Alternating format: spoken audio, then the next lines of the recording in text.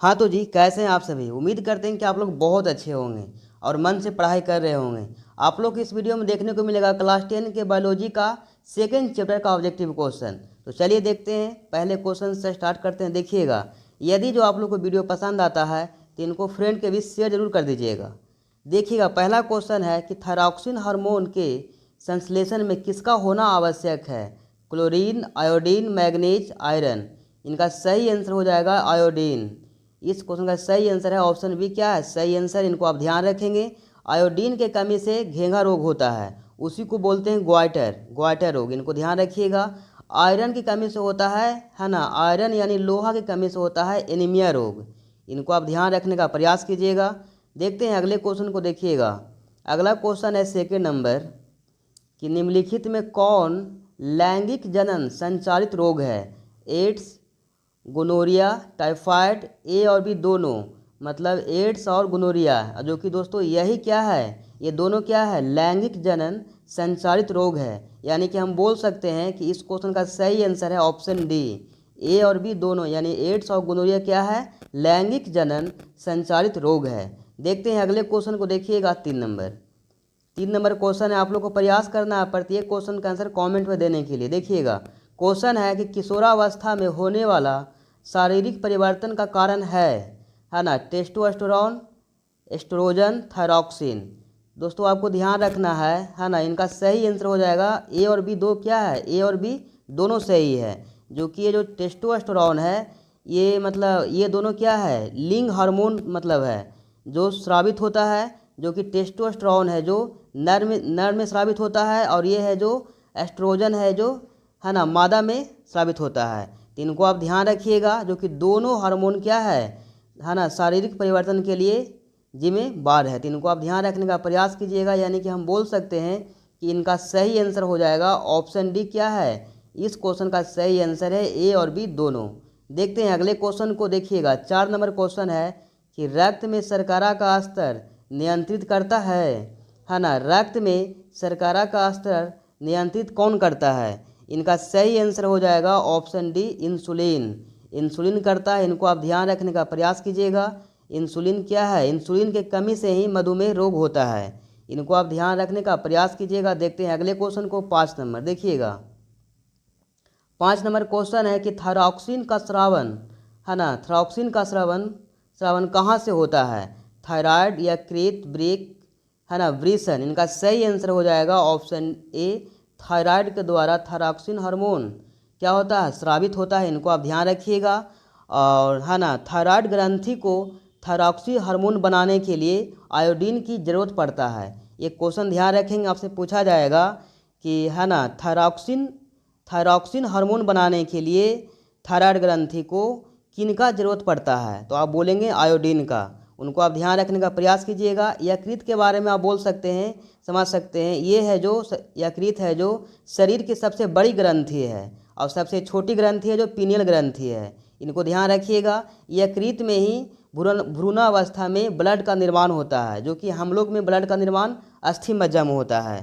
आप वृक्क के बारे में ध्यान रख सकते हैं, है ना। ये होता है जो वृक्क होता है जो सेम का आकार का होता है, और वृक्क की संरचनात्मक एवं क्रियात्मक इकाई को नेफ्रॉन कहा जाता है।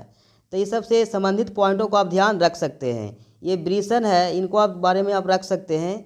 जैसे कि ये है जो एक नर जनन ग्रंथि है ना, नर में पाया जाता है, हम लोग में पाया जाता है, जो शुक्राणु और टेस्टोस्टेरोन जैसे हार्मोन का निर्माण करता है, बनाता है। तो उम्मीद है कि आप सारे पॉइंटों के बारे में समझ पाए होंगे। देखते हैं अगले क्वेश्चन को। देखिएगा, 6 नंबर क्वेश्चन है कि निम्नांकित में कौन है जो है ना पादप हार्मोन है जो नहीं है। निम्नांकित में कौन पादप हार्मोन नहीं है। तो दोस्तों इनका सही आंसर हो जाएगा ऑप्शन सी। क्या है, इस क्वेश्चन का सही आंसर है ऑक्सीटोसिन। ये क्या है, पादप हार्मोन नहीं है। इनको बारे में ध्यान रख सकते हैं आप। ऑक्सीटोसिन को ही है ना जन्म हार्मोन यानी बर्थ हार्मोन कहते हैं। ऑक्सीटोसिन को ही जन्म हार्मोन कहा जाता है। बहुत ही इंपॉर्टेंट क्वेश्चन है, पूछा गया क्वेश्चन है, इनको आप ध्यान रखिएगा। देखते हैं अगले क्वेश्चन को। देखिएगा, 7 नंबर क्वेश्चन पूछा गया है कि किसे रासायनिक दूध कहा जाता है। किसे रासायनिक दूध कहा जाता है। ये है जो हार्मोन को कहते हैं रासायनिक दूध। इनको हार्मोन को रासायनिक दूध कहा जाता है। यानी हम बोल सकते हैं इस क्वेश्चन का सही आंसर हो जाएगा ऑप्शन सी क्या है इस क्वेश्चन का सही आंसर है। इनको आप ध्यान रखने का प्रयास कीजिएगा।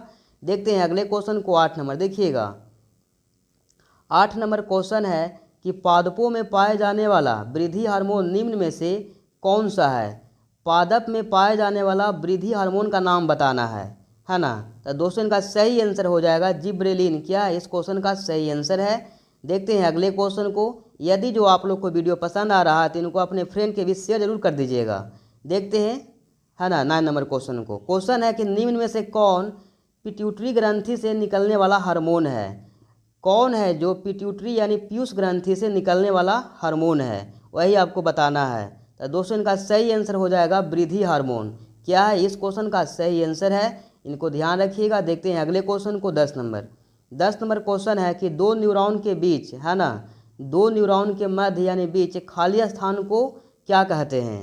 तो दोस्तों इनको बोलते हैं सिनेप्स बोलते हैं। क्या बोलते हैं इनको। सिनेप्स कहा जाता है। इनको आप ध्यान रखिएगा। दो न्यूरॉन बोले या दो तंत्रिका कोशिका बोले, दोनों सेम ही है। जो कि शरीर का क्या है सबसे बड़ी कोशिका है न्यूरॉन यानी तंत्रिका तंत्र। इनको आप ध्यान रख सकते हैं। देखते हैं अगले क्वेश्चन को। देखिएगा 11 नंबर क्वेश्चन है। देखिएगा 11 नंबर क्वेश्चन को। क्वेश्चन है कि निम्न में से कौन सा अंग संवेदग्राही नहीं है। आपको बताना है कि इन चारों में से कौन सा ऑप्शन है, कौन सा अंग है, पार्ट है जो संवेदीग्राही नहीं है ना। कान, आँख, नाक, दिमाग। तो दोस्तों इनका सही आंसर हो जाएगा ऑप्शन डी दिमाग। ये क्या है संवेदीग्राही अंग नहीं है। इनको ध्यान रखिएगा।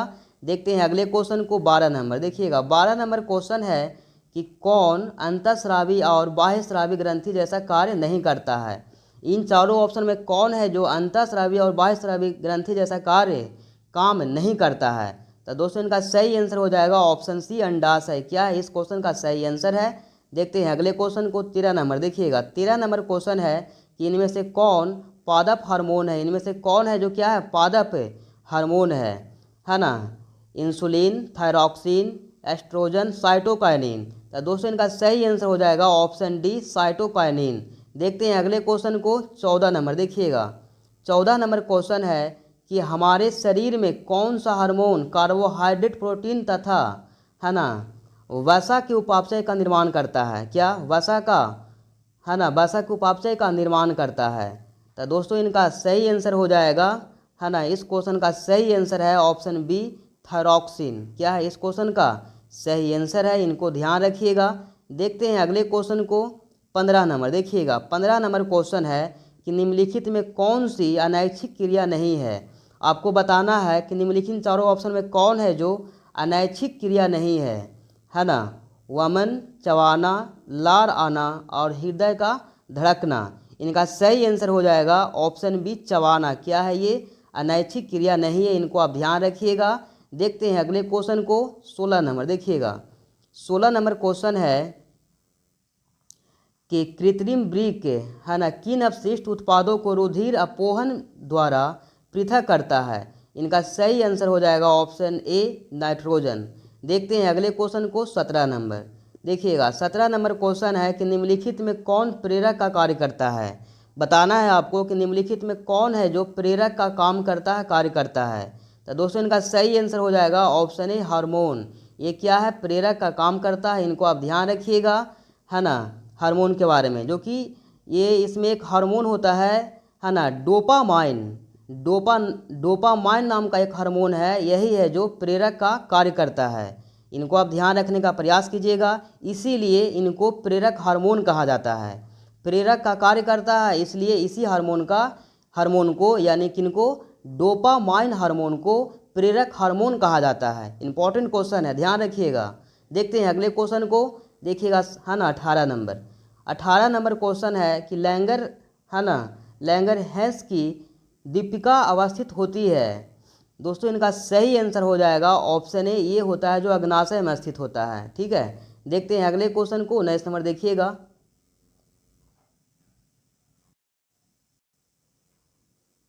19 नंबर क्वेश्चन है कि रक्तचाप तथा श्वसन गति का नियंत्रण किसके द्वारा होता है। आपको बताना है कि रक्तचाप तथा श्वसन गति का नियंत्रण किसके द्वारा होता है। तो दोस्तों इनका सही आंसर हो जाएगा है ना मेडुला ऑब्लांगेटा द्वारा होता है। इस क्वेश्चन का सही आंसर है ऑप्शन सी मेडुला ऑब्लोंगेटा के द्वारा होता है। इनको आप ध्यान रखिएगा। देखते हैं अगले क्वेश्चन को। 20 नंबर देखिएगा। 20 नंबर क्वेश्चन है कि मस्तिष्क में सामान्य है ना, मस्तिष्क में सामान्य ऐच्छिक गतियों का नियंत्रण होता है किसके द्वारा? मस्तिष्क में सामान्य ऐच्छिक गतियों का नियंत्रण किसके द्वारा होता है वो आपको बताना है ना। सेरिबेलम द्वारा, सेरिब्रम द्वारा, मस्तिष्क स्टेम द्वारा, इनमें से कोई नहीं। तो दोस्तों इनका सही आंसर हो जाएगा ऑप्शन ए, ये होता है जो सेरिबेलम के द्वारा होता है। इनको आप ध्यान रखेंगे। ये जो सेरिबेलम है जो मस्तिष्क का एक छोटा सा भाग है जो मस्तिष्क के पीछे स्थित होता है। इनको आप ध्यान रखने का प्रयास कीजिएगा। आप सबसे है ना इनको ध्यान रखेंगे सेरिब्रम के बारे में। ये मस्तिष्क का है ना जो सेरिब्रम है इन्हीं को प्रमस्तिष्क कहा जाता है। सेरिब्रम है इनको क्या कहते हैं?